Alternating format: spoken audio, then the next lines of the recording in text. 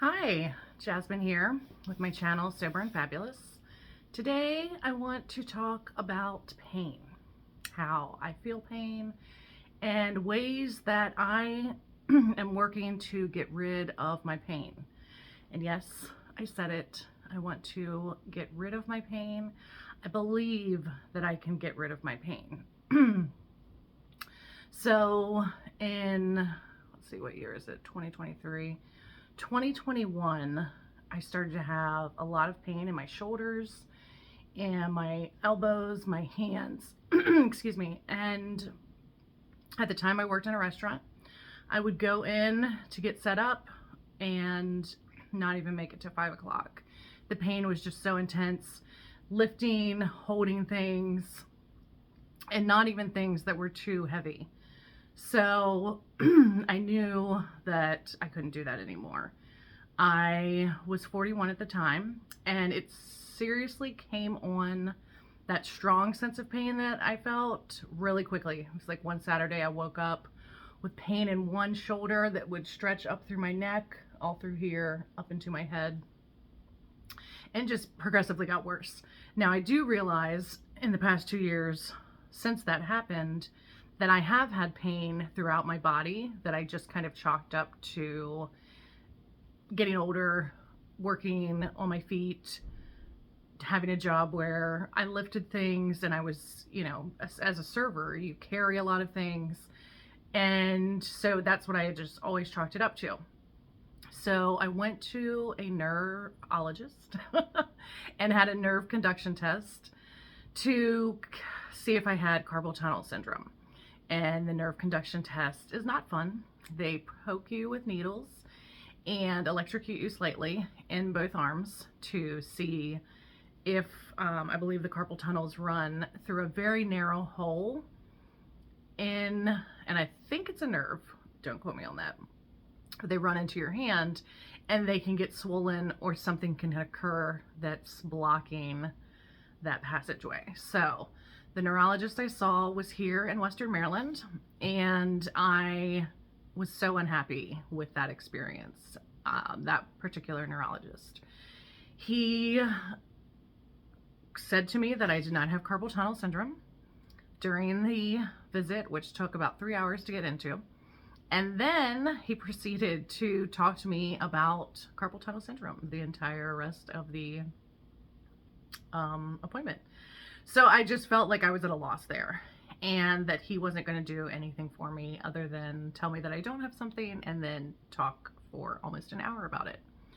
So I decided to go to another neurologist, and I think it's always important, whether it's a doctor or a therapist or anything, that if you're not satisfied with that opinion, you feel like they weren't listening to you, it's okay to switch doctors.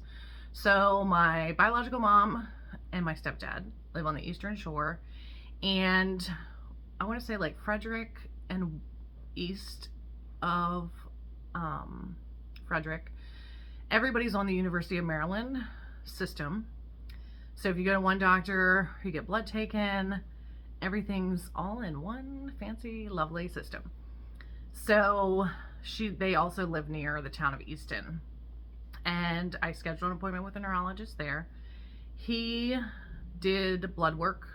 We tried to get the nerve conduction test results sent to that doctor, and it was like I was asking for secrets from the CIA to be released. So we, scratched that off the list. I was tested for lupus, Lyme's disease, and rheumatoid and inflammatory arthritis. So all of those tests came back negative, and my neurologist told me that I am diagnosed with what's called fibromyalgia. However, he called it a bullshit diagnosis, his words verbatim. And the reason he called it that is because there's actually no test saying I have fibromyalgia. I do, however, have pain that sits in my nerves and my muscles, runs throughout my entire body. It's more common in women than it is men, and it's very common in women when they approach 40. So when I first started to see him, he prescribed me gabapentin, and I think I started out at 300 milligrams once a day, maybe twice a day. I'm not sure. So, you know, I was in a lot of pain and I needed to take something. So I thought that would alleviate the pain. And I talked to some people about it and they were like, do you realize the side effects of gabapentin? At this time, though, I was also drinking heavily and using drugs. So I was putting, you know, let's just not even go into the drugs. We know those are bad. But the alcohol, which is also a drug, is an inflammatory substance. I was just filling my body with inflammation. And yes, in the moment of drinking, that buzz, I didn't feel the pain. That's why I really did start to drink more. And I don't blame my pain as why I, you know, my alcohol intake increased. That was my conscious decision to do that. And it, in my mind though, alleviated the pain. But I was really truly just putting more inflammation into myself and an unhealthy poison, as if there's a healthy poison. And I was putting a poison into my body, hurting other parts of my body besides the inflammation that was already there. So it also just so happens to women, as we get into our 40s, that inflammation occurs more in our bodies. Why is this so? No doctor has been able to tell me. I started doing research on anti-inflammatory foods, anti-inflammatory herbs, supplements, all of that once all of this happened. I've tried turmeric. I've tried something that's called GoPro, and is it GoPro? No, that's a camera. I forget the other supplement. I take it daily. It has magnesium in it, and I do feel like that makes a difference because I have actually not taken it by accident and I'm in a lot of pain and I'm really lethargic if I don't have that. So, oh goodness, eventually I want to get to see a endocrinologist and have some things tested. Maybe I have a magnesium deficiency or maybe, who knows? Anyway, my neurologist, I've been seeing him now for 2 years and I've cut ties with him. I don't know if he knows it yet. Because this last visit, it was just basically see you in a year. And now at that point, I was up to taking 300 milligrams of gabapentin 4 times a day. With Cymbalta, he wanted me to take 60 milligrams of that daily. I cut that back because I noticed a difference. I've only been taking 30 milligrams, but I have been taking that for the past 2 years. And I've slowly started to wean myself off of the gabapentin because I refuse to be on a medication that is going to hurt me in so many ways in the long run. It is addictive, no matter what doctor tells you it's not. So right now I've been slowly cutting down my dosage. As of today, I'm taking 300 milligrams of it daily. I'm taking the 30 milligrams of Cymbalta along with other supplements that I take. And I hurt. I have pain everywhere in my body. It's interesting because I just had surgery on my knee and I did physical therapy. My knee is doing fantastic, and I graduated from physical therapy on Monday. When I went in, she's like, how's your knee? And I'm like, it doesn't hurt, but every other part of me does. So I'm really convinced though that this can go away. I know that I need to lose weight. Extra weight on your body is just going to add to pain that's already there. So I've decided that I'm going to join the Y here in Cumberland and the YMCA, and I'm going to start swimming. I think that is going to be the best exercise in the world for me. And also being in water, I've always been drawn to water. I dream about water all of the time. And there is such a calming feeling when you're in a body of water. So that's my big plan. I wanted to wait until my knee had healed fully, which it's all pretty much there. The incisions, that is. So I think this is going to be great for my body. And just being in water, I think, you know, I'm going to swim. I'm going to just maybe check out some of the classes that they have that are in the water. And I'm just going to start adding exercise to my daily schedule. So what's also great about my job now, working in a high school, I walk to and from classes every day. And I am not walking all day long, But in between each class, I'm moving throughout the building. I'm not just sitting in a seat being sedentary. And I have had jobs like that before. I worked in an office and I was a receptionist, and then I did sales for a little bit. And the department of sales that I was in, you stayed in your seat and just waited for phone calls or made phone calls. And it was not fun being sedentary. Our bodies, I don't believe, were meant to be sedentary. And it's okay to sit down and relax at any point in time. But getting up and moving around, our bodies were meant to do that. So I also wonder if some of my pain is attributed to trauma pain. I think that trauma can sit inside of us and it has to come out somehow. And that's a big reason why I went into rehab and I wanted to change my life in every way, shape, and form a year and a half ago. It'll be a year and a half on the 20th. Because the pain was excruciating. My drinking had become, I couldn't stop on my own. It was frightening.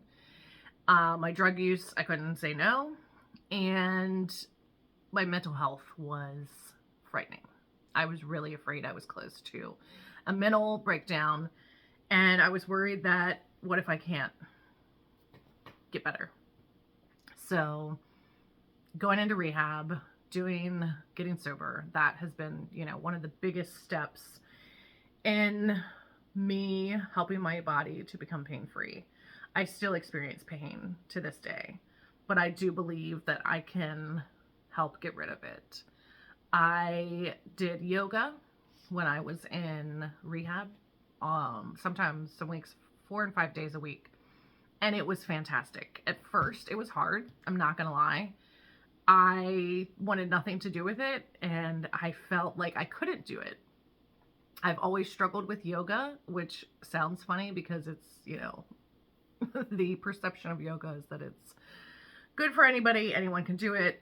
I struggle with simple poses, and I had 2 amazing yoga instructors that helped me realize that it's okay to struggle in a certain pose, to make modifications, because that's only going to make it easier for me.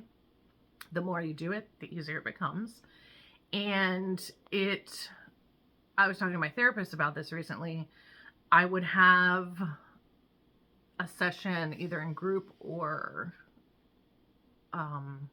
one-on-one, go through, talk about some very traumatic things, hear other people's very traumatic incidences, and then go into yoga and just feel so empowered and be able to release pain and energy that was inside of me.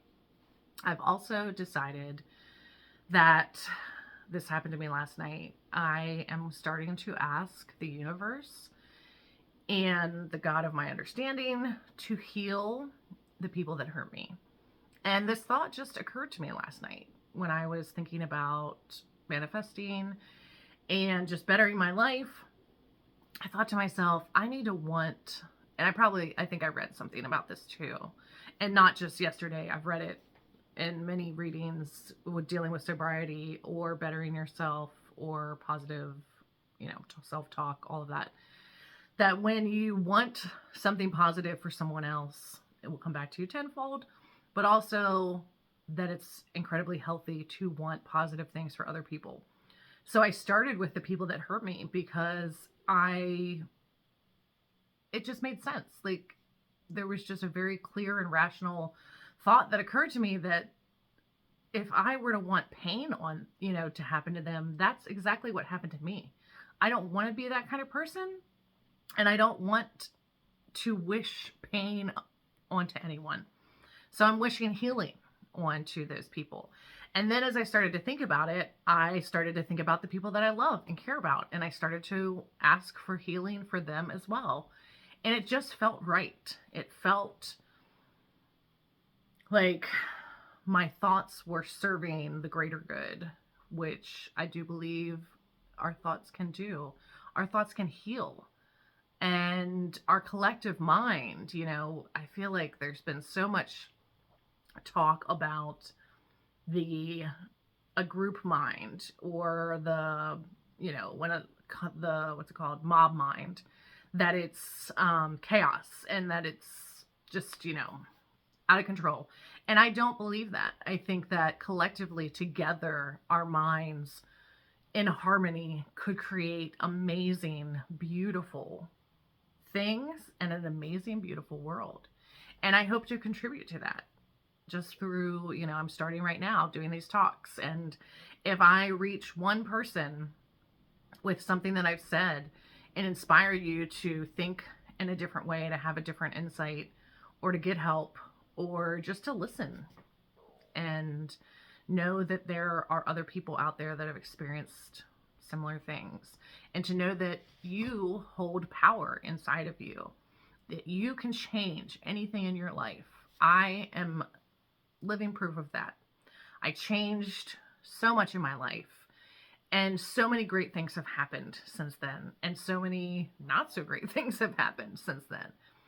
Life comes at you in different ways, and I believe that it's how we handle ourselves. It's the reaction that we have. And before, I had very little self-love. I didn't know how to handle myself, and I turned to substances, and that numbed me, and that also just put me on this hamster wheel of, let's be honest, it was insanity. I was doing the same thing over and over, expecting different results, and it was not happening. And now that I'm off of that insane hamster wheel, and I live my life every single day, I listen to my body. I don't drink. I don't use drugs. I'm trying to get myself off of all prescription drugs. I can do it. I have faith in myself. And I'm also getting more into supplements. I did order mushroom coffee, and I want to find, I believe there's a coffee out there that's just made from mushrooms, or I shouldn't call it coffee, but something along those lines. My brother and I were talking about it. So I want to find that. Right now what I'm taking, or drinking rather, is instant coffee, but it has like lion's mane mushrooms and a bunch of other mushrooms that I can't pronounce the name. They're incredibly healthy for you. Mushrooms are amazing. Absolutely incredible. They hold so many nutrients inside of them, and I do believe that mushrooms can heal me. They can heal you. I want to grow my own mushrooms, and I'm going to get there for sure. Maryland, it's very interesting. We naturally outside in our environment grow maybe like 20 or more varieties of very healthy mushrooms that just can do amazing things for the body. And then there's also talk of controlled psilocybin mushrooms in therapy. And I do believe that there are places that are teaching this. It's where you're in a controlled environment when you take the psilocybin mushroom. And I'll be honest with you, all the drugs that I've done, I have taken mushrooms. I never felt worn out or drained after doing mushrooms. I did drink with them and probably used some other drugs. Sometimes I would just take the mushrooms, and I don't have a desire to do them now, but I do feel like there's a difference in that. Of course, I think that you have to be careful with moderation. I'm not encouraging people to go out and just, take mushrooms. Listen to your body. You know yourself, what you need, and talk to people about it. I think it's healthy for us to have conversations about things that heal us and things that better us. And not just like the energy that's all around us. So the energy that's in the universe, the energy that we're comprised of, the energy that this phone is made of, that this chair is made of, we're all connected together, and we're all sharing this amazing energy. And I want to encourage that. I think that a lot of people do. I know that I'm not the only one that thinks this way. And it's very exciting for me when I think about it. I see the vastness of our universe, and I think it's incredible. But I also see and maybe not with the naked eye, but I know that there is a much smaller molecular level of our universe. And at the same time, there's this amazing energy coursing through everything, and we're part of it. I'm a part of it. I'm excited to be a part of it. I'm excited to think about these kind of things. And I feel like it makes me feel like I'm a part of a whole entity. And that also is a great feeling for not being depressed, for having self-love, for being mindful and appreciating everything that I have, everything that's given to me. And I encourage you to look into any type of talks about this. There's so many interesting people that are doing TED Talks and just dear God, podcasts. Where air came from, I have no idea. So, there are fabulous books on it, and just having a conversation with someone about something like this is really enlightening, and it's actually quite fun. These are the things I like to talk about with people, and I think that it's important that we do that and get our creative juices flowing and just contribute to each other and restore humanity. I don't think that humanity has been lost at all, but I think she could use a little TLC, a little tender love and care. So I am going to, once again, encourage you, if you feel like you need help with any type of substance abuse, I think the best place to go right off the bat, even if you don't want to tell anyone, is an AA or an NA meeting. And they are everywhere in the world. You can actually get them on your phone. But in person, I feel like they're better because you can find someone to talk to who is going to be so not judgmental. They are going to understand exactly what you're going through. They're going to be so proud of you, and they're going to be able to help you immediately. So I encourage you to do that, or reach out to rehab facilities, aftercare facilities. There's so many different levels of help when it comes to rehabilitation. I also encourage you to find a therapist if you feel like you need to talk to someone. Yes, our friends are there for us, and that is great, but I don't know why I keep kicking this. Talking to a therapist, having that third party, kind of like a negotiator in a way. They know you, but they're not close to you. You're not dumping your feelings on your friends. They're there to give you sound advice. If they're not, get a new therapist. I found mine on psychologytoday.com, and I do mine online.